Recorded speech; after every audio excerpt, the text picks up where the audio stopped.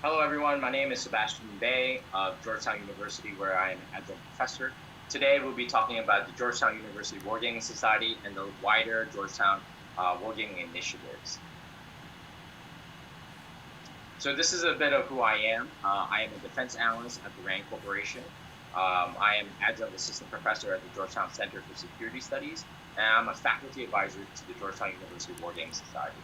I'm also co-chair of the Moore's Wargaming Cup, 2020 Group Krulak Fellow at the Marine Corps University, and I teach wargame design courses at Georgetown, soon to be U.S.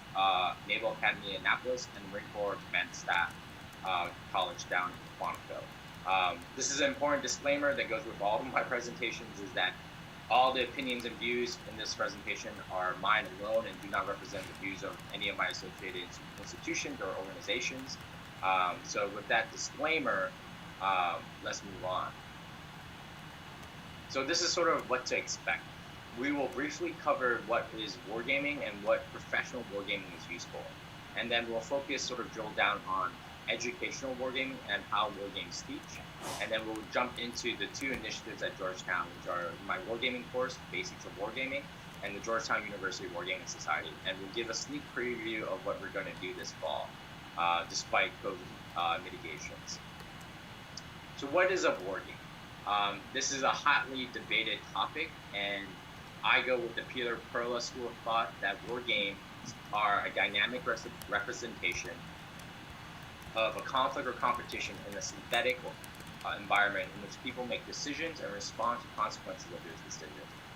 For me, I think the last part is really the most important element of that, which is consequences and decisions, because that's what makes it different from a model and simulation or computer program, is that people are making decisions and they are responding and reacting to consequences of those decisions.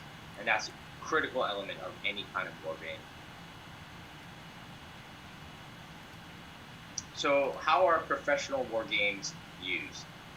Professional war games are used for a lot of different things, and they are abstracted at various levels, from the tactical, operational, and strategic, and they're often used for a wide range of purposes: analytical, educational, concept development, science and technology exploration, and it really depends. And one of the great benefits of wargaming as a tool is that its inherent flexibility. By nature, human decision making lies at the center of war games. This is really a key point to understand, is that it's all about understanding that tricky gray space that human decision making impacts conflict and competition in. Whether it's morale, risk calculation, understanding your opponents and anticipating decisions. That's where war games are really make their money. But it is important to understand that war games artificially simplify complex and dynamic nature of warfare and of reality.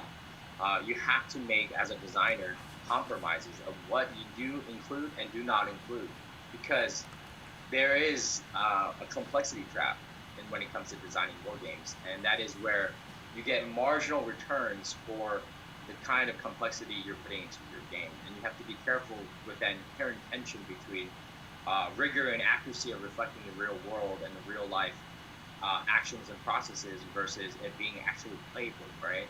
You don't want a game that cannot be played or is so inaccessible to its players that it's worthless. There's no point at that. So wargaming as a tool and as a discipline is an odd combination of science and art, both seeking objectivity and while wholly subjective at the same time. This is really important because we try to introduce as much rigor in professional wargaming as possible, and that can range in terms of including mathematical models, computer simulations, operations research in terms of figuring out how certain rounds fire, how armor is being pierced, or how certain institutions prioritize decisions. And the important bit is that we do add rigor. But at the same time, we are also at the same time fully understanding that humans, which are at the center of war games, are subjective and they make odd decisions, and you can't quite get inside someone's head.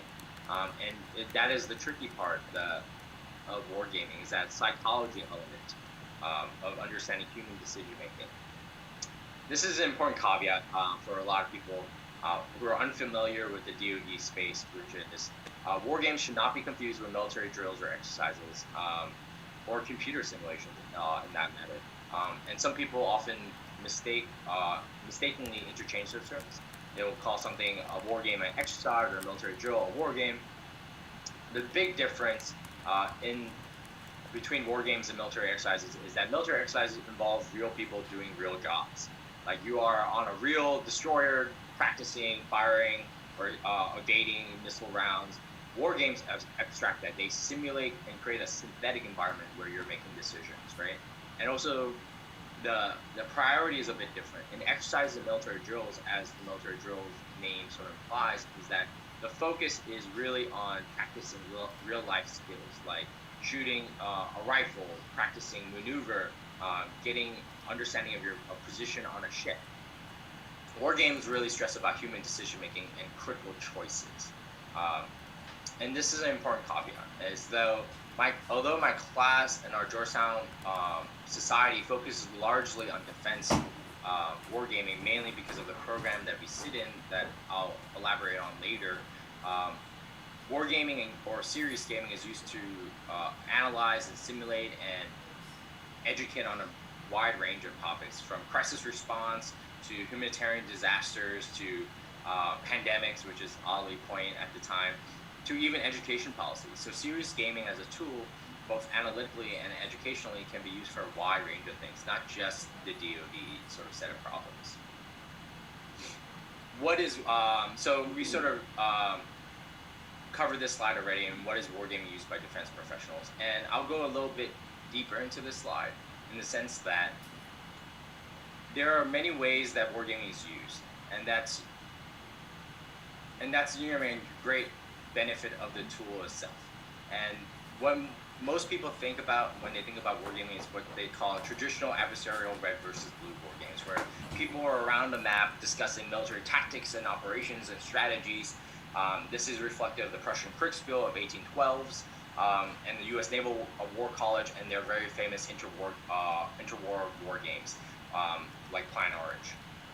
So, but at the same time, war games are used professionally for a wide range of things. Like, for example, the Marine Corps uses them quite often, so does the Air Force, in exploring science and technology like autonomous weapons, different types of missiles, or exploring concepts like new warfighting concepts like the Army's multi-domain operations or expeditionary advanced basing for the Marine Corps or distributed maritime operations for the Navy.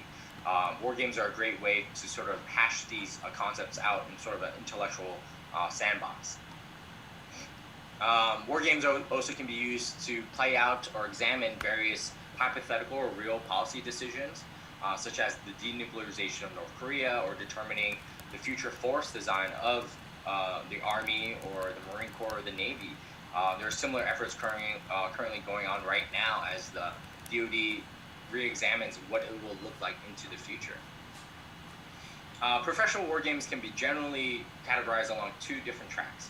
One is by format, for example, by design type, open or closed systems, matrix games versus tabletop games, seminar games versus computer-assisted games. These are really more features about design than topic. Another way is by purpose, like I've sort of talked about earlier, which is about what is the game trying to do and categorizing them by that, such as development, concept development, education, science and technology, capabilities development. These are all ways, regardless of design, of categorizing games by what they do. And again, serious gaming can be applied to a wide range of issues, from pandemics to humanitarian responses. And I really want to drill that home because whether you are a DoD professional or an educator or someone working in FEMA or someone working in education policy, there's a way to use serious games for you if you really want to use it. This is just one way. So this is one of my favorite slides as an educator and as a wargamer, which is pulled from an article about the laws of learning in game design. And on the left-hand side of the screen, you see the laws of learning, which are like laws of readiness, exercise, effect, and intensity. And not all the laws of learning are there. It's just the ones related to games, because some of them don't quite translate one to one. But in educational theory, laws of learning are sort of the factors that help students learn better, right, or promote better learning. And the notion in the middle column is sort of like, our SparkStone's version of what that law of learning is about. And the game design techniques on the far hand right side explains how you can use those laws of learning and leverage them in your game. And a lot of them deal with practice, flow, and feedback. And for example, like the laws of practice is very simple, is that the more you do something, the better you get at learning and mastering it. It's sort of repetition, but also exploring different ways to use a skill. And games are great for promoting mastery and practice. I always say games are about getting more mental reps. And that's really important whether it's in a virtual synthetic environment or in real life skills. They do the same thing, about making you think through a problem and present real solutions to them. Another one is, for example, one of my favorite laws in terms of game design is the law of intensity. Is that how does a learning experience, how intense it is, how experiential it is, really relates to retention and interest and learning and sort of long-term understanding. And this is really important because, for example, people who play sports or people who have played games that they're really into really sort of describe this immersive flow, right? That is focused on an activity, and it creates this feedback loop of like endorphins and adrenaline and tension and anxiety. And that's really important because that intensity really heightens what you're learning, and you retain it much better because it's now paired with a very powerful memory. And games are fantastic for this immersive engagement for learning. And I'll have Sawyer talk about her law of intensity feeling when it comes to the tactical decision games that I use in my class, because she talked about it a little bit in her presentation. So as game designers, especially if you're an educator and you're designing games for education, for the classroom, these are really things you should really think about, and I really implore people to consider them as you're creating games for education, for the classroom. Because it's a little different from creating games for analysis or for entertainment purposes alone. And I'll spend a little bit on how do war games specifically teach, while being a little too repetitive. And one of the most important things is that war games, especially in the field of military history and strategy, in which I teach in, is that war games allow students to see the world through the participants' eyes. I wouldn't go so far as that they truly understand, because it's very hard, and it's how do you really replicate someone's experience from 500 years ago. But the notion is that a really good war game will provide you a sense of the dynamic, the constraints, the incentives, the prerogatives, the real mixture of complications of risk and decision and consequence that they have to deal with. Right? For example, if you are trying to represent the Civil War, you have to understand that the coalition and the political pressure was a strong portion of this actual military dimension, that the politics and the military, the domestic politics of the Union cannot be divorced from the military battlefield as much at the strategic level, as much about the industrial production of the Civil War is important. So in that way, you're trying to represent the same kind of dynamics, the same kind of constraints. And as we said before, war games enable multiple mental reps out of a very series of problems. And anyone who has played games, as many of us in this chat has really done, is that the first time you play a game, you sort of muddle through it. You're still figuring out the rules. You're spending more of your brain power figuring out how the rules work and how you engage with those rules than thinking about how to play the game well. But as you get through more of these reps, as you get through more games, you think less about those rules, and because they're internalized, and you think more about the game. And those allow you to get more and more deeper into that problem set. And that's really important, and a really important aspect of iterative gaming and iterative learning. War games also encourage students to recognize patterns, understanding changing dynamics, assess risk, and learn from history, because they really internalize those lessons as soon as you feel it. Because again, compared with the law of intensity, they are now experiencing it. And I will say this about the law of intensity, is that PowerPoint, ironically, as I use PowerPoint for this presentation, is incredibly dull, right?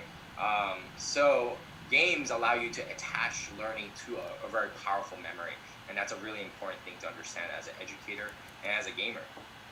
Um, and one of the things I will always say is that I've read lots of books and about military history and strategy, but when you pair reading with games and you're able to internalize and really understand the dynamics yourself, that learning happens so much better. And that's something I encourage people who do teaching with military history and strategy to combine those kind of things. And Jim Lacey, Ben Jensen down at Marine Corps University do great jobs. The folks at Command General Staff College do a fantastic job over it in their wargaming and simulations program.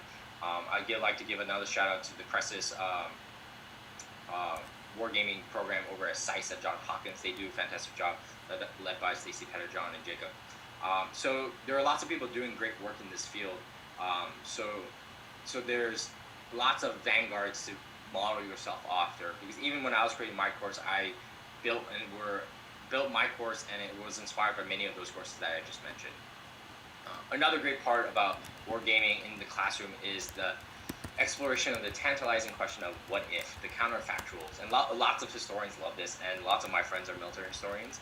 So what happens if, if Nazi Germany didn't invade, strategically waited longer to invade Russia or Soviet Russia, right? Or, right, what happens when you change certain types of force structures in certain future games or certain technologies?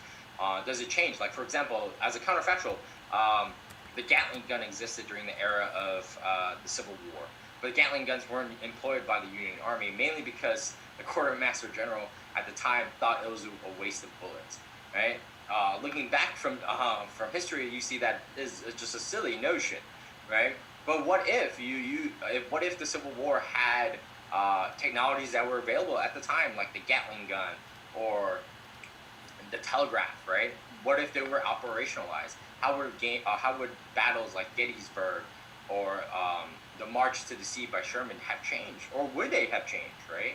That's a fantastic what if counterfactual to explore through games. Before I start this part, I would like to take some questions. So Brent, can you give me some questions if there are any at this point? Actually, don't have any that have popped up in here so far. I do want to come back around to something that you had mentioned before. This isn't in the chat. This is me throwing one in there. You talked about some of the different uses of war games that folks are looking at from a professional context. Obviously, for a professional game, those things tend to be designed with the intent in mind.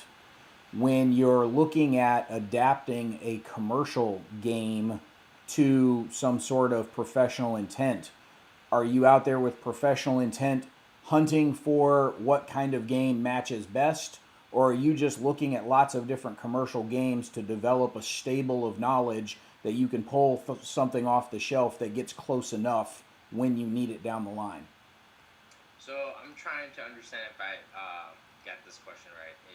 Are you asking if I, as an instructor or a professional wargamer, looking for a certain topic and looking out to get a commercial game, or am I discussing how professional gamers interact with commercial games writ large? More the first, with you as a professional gamer. When somebody says, "Hey, we need a game to let us do X," whatever X is in the professional context, because commercial games are very rarely designed with any sort of professional context in mind. Those kinds of exploratory things you were just talking about aren't often found in commercial games. I won't say never, because there's always the exception. But if you're looking for inspiration or adaptation from an existing commercial game into the professional field, what are the sorts of things you're looking for to meet those professional intents? So I will say this, is that a professional wargaming field can really be divided into two large segments, which is one is education gaming, and another is analytical gaming. So most professional wargaming shops focus on analytical gaming because we have sponsors that have analytical questions, and we provide analytical answers. So when it comes to analytical gaming, commercial gaming has very little value. I say this as a hobbyist and as an avid commercial gamer, mainly because not because commercial games are not good or they're not well designed. It's more about the fact that the question that our sponsors are asking that is often not suitable for commercial games, like you said, right? For example, they can ask us a question about logistics, but it can be so granular, so specific to their problem set, right? So like, how do I figure out logistics for combat air missions over Syria over this period, right? Like, there's no commercial game that you can pull off the shelf and be like, this is the money making commercial game you should use, right? Rarely do you, if ever, do you have that in analytical gaming. That's why you have to create analytical games from scratch, based on the research question and based on the sponsor's need.